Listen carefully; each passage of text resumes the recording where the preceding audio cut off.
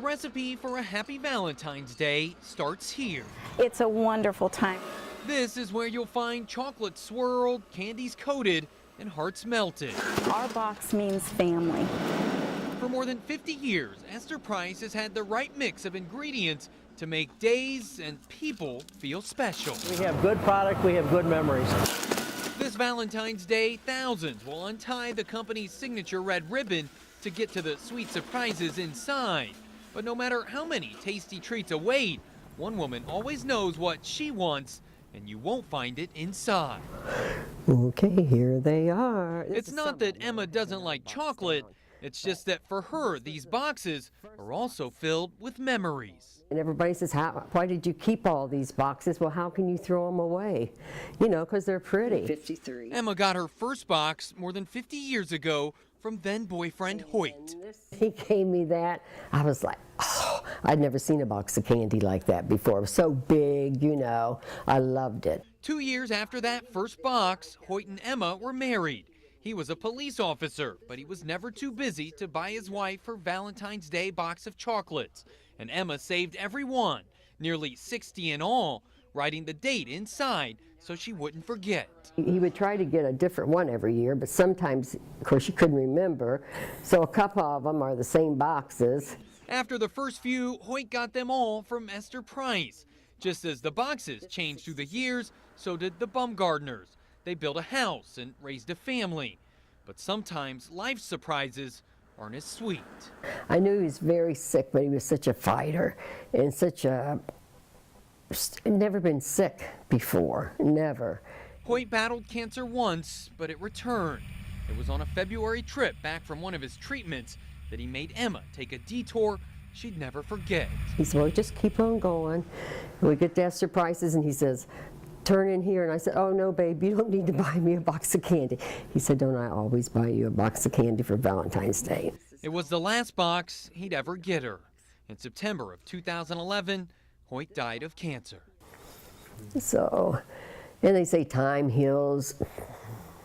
It might a little bit, but it never goes away. An empty heart to go with her empty boxes. But this Valentine's Day, Emma had a surprise waiting for her. Hello. After hearing about Emma's story from one of her daughters, Esther Price owner Jim Day made sure she wouldn't go without a box this year. We got a basket here we want to give you, but Soon, Emma will add that box to her collection. It will go in with the last one her husband gave her, a box called a Forget-Me-Not. But in a way, they're all forget-me-nots, reminders of the love that's still inside. But he was the love of my life, so, and always will be. He's right here in my heart. Jordan Burgess, 2 News, working for you. Idea of those road conditions. Let's go live to Jordan Burgess, who is in West Carrollton. Yeah. Well, right now we've actually stopped to help somebody out. This is what you're coming across a lot on a day like this, is just kind of people stuck in the snow because that snow has some ice on it and there's so much of it, and you just drive over. If it's someplace that hasn't been plowed, it's really easy to get stuck. So right now we've got another gentleman helping us out. We've put some sand down here under the tires and tried to shovel out, and we're going to see if we can kind of try to push this car out to see if we can get this driver back on the road. So just again, something that a lot of people, we've seen a couple cases of this morning, and really it just kind of takes some pushing to try to see if we can get them out. It's kind of budging a little bit there,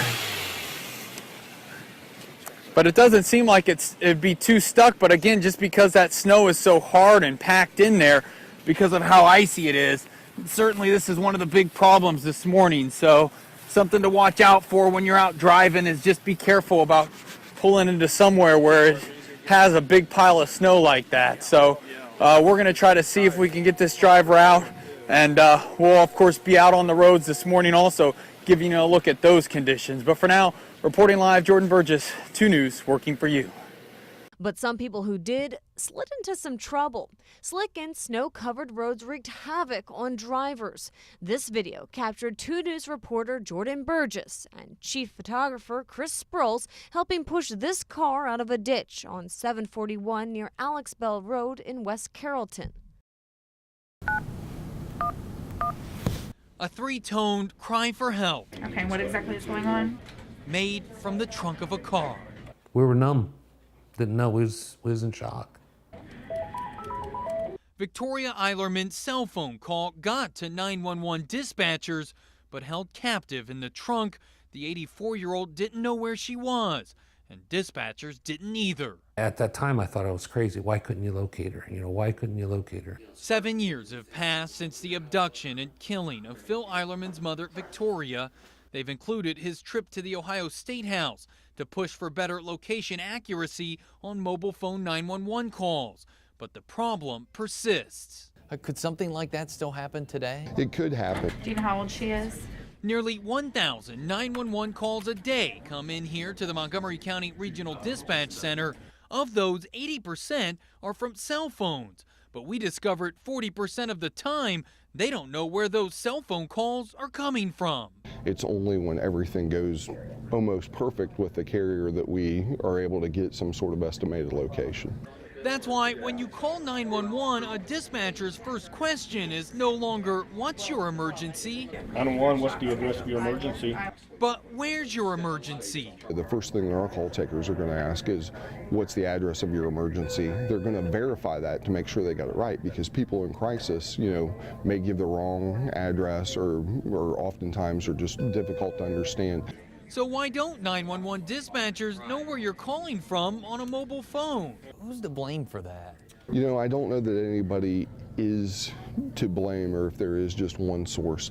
To get to the bottom of why it's so difficult to locate a 911 caller on a mobile phone, you have to look at how cell phone use has changed over the years. In the past, most 911 calls from inside buildings were made using landlines. So the standards for cell phone 911 calls dealt more with pinpointing outside locations. But as more people have ditched their landlines for cell phones, the rules haven't kept pace. Right now, cell phone carriers are not held to a standard on the accuracy of 911 calls from inside buildings. And when it comes to calls made outside, 90% of them are supposed to be pinpointed within 300 meters. That's the length of about 3 football fields. Put that 3 football field radius inside a city block like this, and it can be tough for first responders to find you. How do we get there to where, this data is available? A lot of it is legislative. I contacted the Federal Communications Commission. It has proposed rules to force cell phone carriers to provide more accurate locations on inside 911 calls. But I've learned it could be months before they're finalized. Even then, cell phone carriers would be given 2 to 5 years to comply. They've told the FCC that's still not enough time. The problem? They say the technology isn't there to meet the stricter standards. Other stakeholders argue it is. But either way, it will take time to implement. 911. Will there be a point where all cell phone calls, we can know where they're coming from? I mean, when might we get there? I don't know if it'll ever be all, because there will always be technology gaps, but I think that in the not too distant future, that's what the American public's going to demand. As for the Eilerman family, they pray no one else will have to go through what they did. What do you think to know that maybe that could happen again? It could, and with, like I said, with the 911 system, you'd sure hope that we'd be able to locate anybody. On a cold day like this, the meter's running on all of us on the amount of time we can spend outside. But for one man, it's these things that are keeping him out here. For Steve Kolvac, change is inevitable. Just comes with the territory. Steve collects coins from the parking meters in Dayton, but there's some change even he doesn't like to handle. I think this is the worst I can remember. The nickel and dime temperature readings tossed out by Mother Nature can exact a big price when you've got 300 to 400 meters to empty. You gotta dress for success. You gotta wear your layers, and you gotta keep that skin covered up. That's just some of the wisdom Steve has collected in his 13 years on the job, something he's more than willing to share with the people on his route. All right, what we got going here? Well, we're going over to the federal building. Oh, okay. Steve can't stop the meters from running, but he can make sure you have the right amount in before you run off, as he did for this woman. Now there's 25 minutes right there. I think you I might think we need better more. put another one in. You know Okay. how slow they are down there. Occasionally I'll just be at the right spot at the right time. I can help somebody like that, and always glad to do so. But in a job where Steve's always on the clock, his time is running short. Tomorrow and Friday, that's it. I'm done. Steve is retiring at the end of the week. After that, when it comes to the cold, Mother Nature can keep the change. Yeah, I can just pull the cover back over my head and go back to sleep. Nowadays, many meters take credit cards, but Steve says there are still those who use change, and he believes this position will still be safe for many years to come. Jordan Burgess, 2 News, working for you.